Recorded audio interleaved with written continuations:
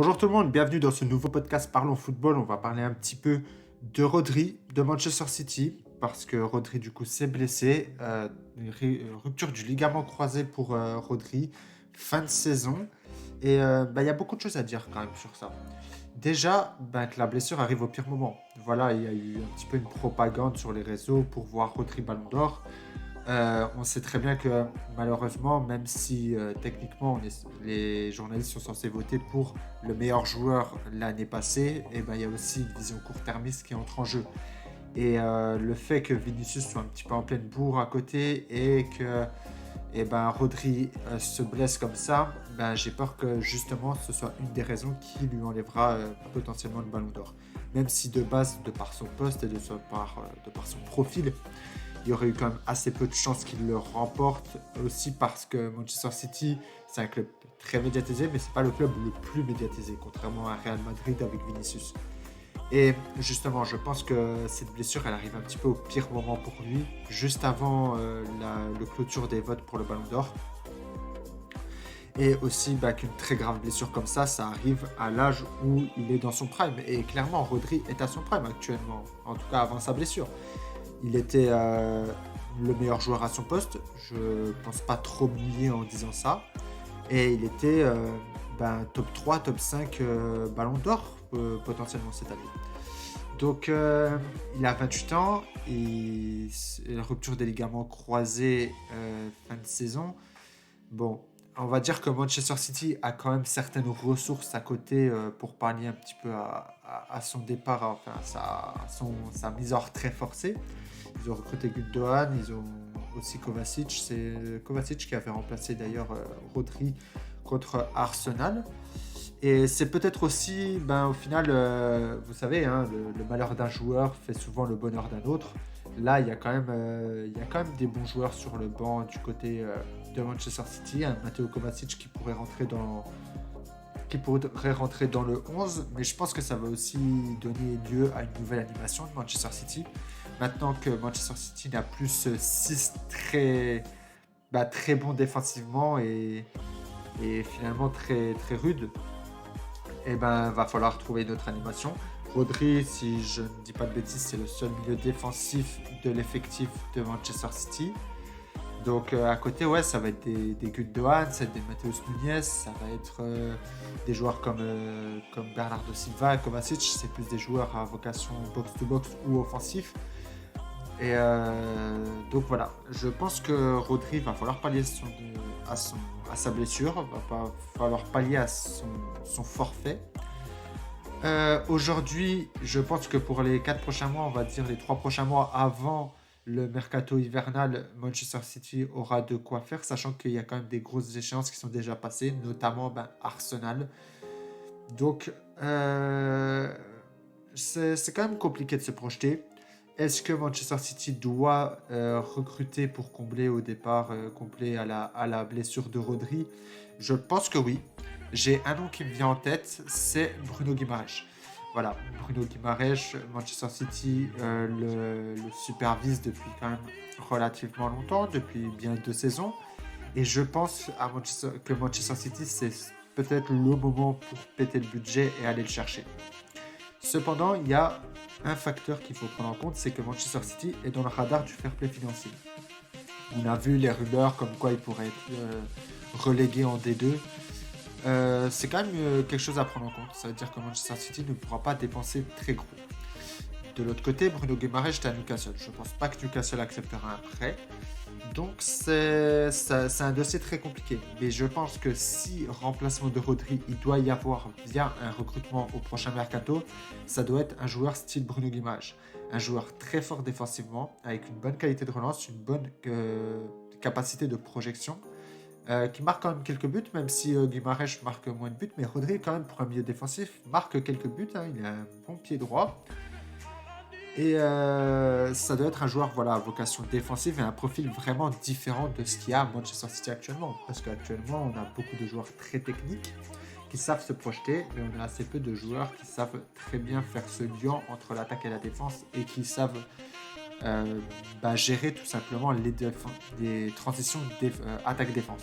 même si généralement Manchester City n'a pas énormément de transitions à jouer comme ça, parce ils ont souvent le ballon en fait pendant tout le match, mais c'est quand même quelque chose qu'il faut prendre en compte. Aujourd'hui, c'est pas la seule blessure du côté de Manchester City au milieu de terrain. Il y a Rodri et il y a Kevin De Bruyne. Peut-être les deux meilleurs joueurs de Manchester City avec Haaland. En tout cas, on est sur un top 3 solide. Et, euh, et ben, du coup, ça donne quand même lieu à un casse-tête un petit peu tactique du côté de Pep Guardiola, qui perd son meneur de jeu titulaire numéro 1 depuis des années et qui perd aussi son milieu défensif numéro 1 titulaire depuis de nombreuses années. Voilà, en tout cas de ce qui est pour Rodri. Maintenant, pour revenir un petit peu sur son cas, je ne sais pas trop ce qui va venir de Rodri. On a vu des joueurs se faire les croisés et revenir très très bien. On a vu des joueurs se faire les croisés et ne pas revenir à leur niveau. Manchester City, je pense, ont quand même peut-être une équipe de préparation qui est l'une des toutes meilleures au monde. Rodri, lui, est un travailleur acharné, ça, il n'a plus besoin de le prouver. Donc si je pouvais mettre une petite projection, je dirais que Rodri retrouvera son niveau. Il n'est pas encore réellement cramé, il n'est pas encore très vieux.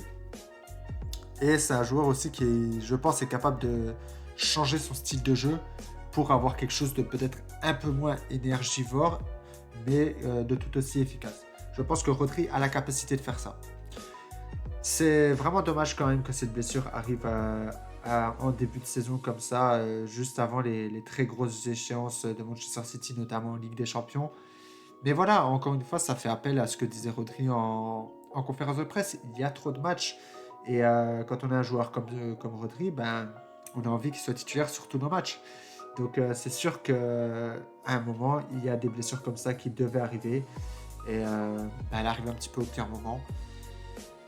Bon, j'espère que la FIFA prendra ça en note, comprendra cette blessure de la même manière que je la comprends, c'est-à-dire qu'il y a trop de matchs, les joueurs sont épuisés et, et qu'à un moment, bah, ça reste des êtres humains et s'ils doivent se péter, ils vont se péter et c'est ce qui s'est passé avec Rodri.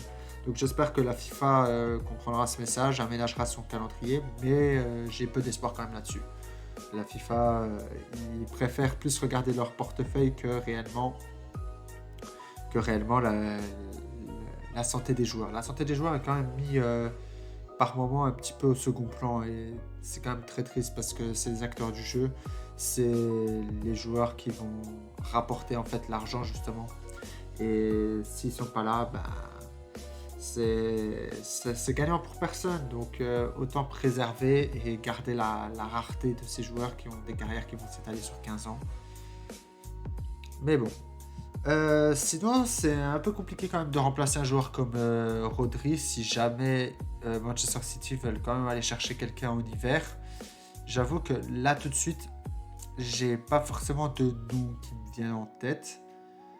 Je dirais qu'ils peuvent faire un petit peu ce qu'avait fait Liverpool il y a 1 an et demi, avec un panic buy un petit peu à la fin du mercato. Ils sont allés chercher un joueur comme Endo, qui n'est pas un joueur exceptionnel, mais qui est un bon joueur de devoir. Et je pense que pour pallier à la blessure de Rodri dans une idée court-termiste, et ben peut-être qu'aller chercher ce type de joueur dans un club un petit peu plus moyen, plus petit, ça pourrait être une solution. Le problème, c'est que ils peuvent pas aller chercher un joueur comme ça qui a déjà de l'expérience en PL à cause du fair play financier et puis le fait que justement les transferts interclubs de PL coûtent extrêmement cher. Donc il va falloir aller chercher des plus petits clubs, peut-être un petit peu plus reculés en Europe. J'ai pas forcément de profil là tout de suite qui me vient en tête, mais en tout cas, il est sûr qu'il faudra aller chercher un joueur, c'est clair. Parce que si Manchester City venait à rencontrer des très grosses équipes dès les huitièmes de finale, sans Rodri, avec potentiellement De Bruyne qui a du mal à revenir et à trouver une santé constante, Kyle Walker qui est un petit peu en dessous. En fait, les cadres de l'équipe de Manchester City, je trouve, cette saison, ont un petit peu plus de mal et ça va être. Il y a beaucoup de joueurs qui, par contre, reprennent le relais et sont tout aussi efficaces. Voilà, par exemple, ils ont recruté Savigno. Savigno, c'est une très bonne recrue. Il est très bon cette saison. Et, et ça fait partie des jeunes sur qui Manchester City doit compter. Mais ce genre de joueur doit être quand même accompagné de cadres. Et les cadres, cette saison, ils ont un petit peu plus de mal. Quand je dis ça, je pense surtout à Kyle Walker, pour être franc. Voilà en tout cas ce qui est de Manchester City. Et ce qui en est aussi de Rodri. Pour résumer un petit peu mon idée, je pense que la blessure de Rodri, elle arrive au pire moment. Et je pense que si Ballon d'Or il devait y avoir pour lui à la fin, là dans quelques semaines, cette blessure arrive au pire moment dans cette idée-là. Je pense qu'il reviendra quand même à son niveau parce que c'est un joueur qui a le sérieux. Mais après, je ne connais pas exactement la gravité de la blessure. Voilà, tous les ligaments croisés, toutes les ruptures de ligaments croisés ne se valent pas. Il y a des joueurs qui sont aussi plus fragiles physiquement et qui n'arrivent pas à revenir de blessures comme ça. Rodri, il a quand même un bon bagage physique, hein, on va pas se mentir. Donc, moi, je dirais qu'il arrivera à revenir. Ensuite, pour Manchester City, ça va être une grosse perte. Ça va être une grosse perte court-termiste. Je pense qu'au mercato d'hiver, il va falloir recruter quelqu'un. Cependant, en fait, le problème, c'est le fair play financier anglais. Et qu'est-ce qu'il va dire parce qu'ils sont aussi, je crois, dans l'attente d'un jugement par rapport. Il y a quoi? Il y avait une centaine de fraudes aux règles du fair play, donc du fair play financier. Donc, je sais pas, je sais vraiment pas comment va s'en sortir Manchester City d'un bourbier comme ça. Là, tu perds tes meilleurs joueurs sportivement. T'as un procès comme ça sur le. Enfin, pas un procès, mais une épée de Damoclès en fait qui te pointe du ciel avec le fair play financier. Et tu dois recruter pour rester compétitif sportivement parce que tu as des équipes à côté comme Liverpool, comme Arsenal, qui vont pas hésiter à prendre leur chance pour être champion si ils peuvent le faire. Donc là, ouais, Manchester City, c'est quand même dans un sacré bourbier. Je vous laisse me dire en commentaire ce que vous en pensez de tout ça. Comment Manchester City va s'en sortir. Est-ce qu'ils doivent recruter quelqu'un pour pallier à la blessure de Rodri ou non? Et s'ils doivent recruter quelqu'un, je vous laisse me donner des noms en commentaire. Et je serai ravi d'en parler en tout cas avec vous. Je vous remercie pour votre écoute de ce deuxième podcast. Et on se retrouve très vite pour de prochains épisodes. Merci à tous.